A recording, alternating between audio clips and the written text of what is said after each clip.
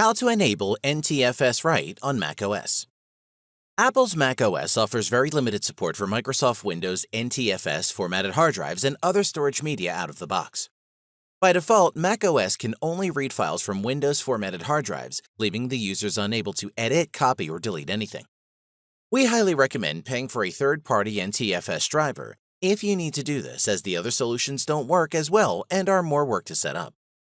This could be useful if you want to write a bootcamp partition on your Mac, as Windows system partitions must use the NTFS file system. However, for external drives, you should probably use exFAT instead.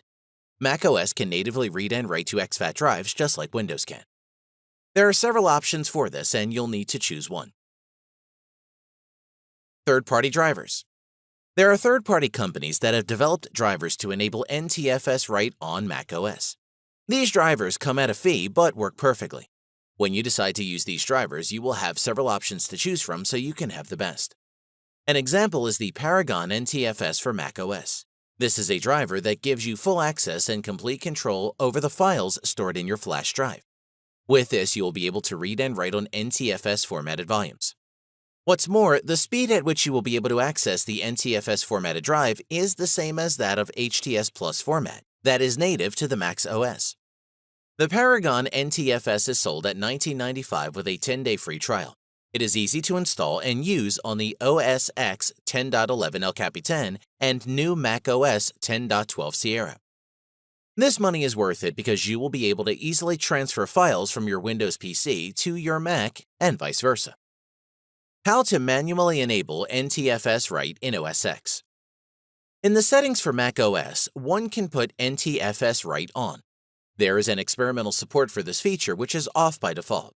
It can, however, be switched on, but this is not easy to do. You can try your luck by following the steps below. Number 1. Label the drive with a one-word name.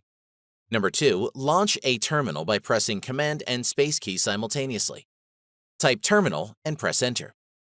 You may also navigate to Applications, then Utilities, then Terminal.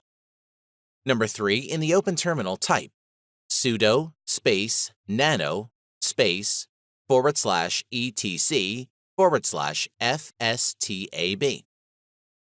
Number 4. Add the following line to nano, replacing name with the label of your NTFS drive.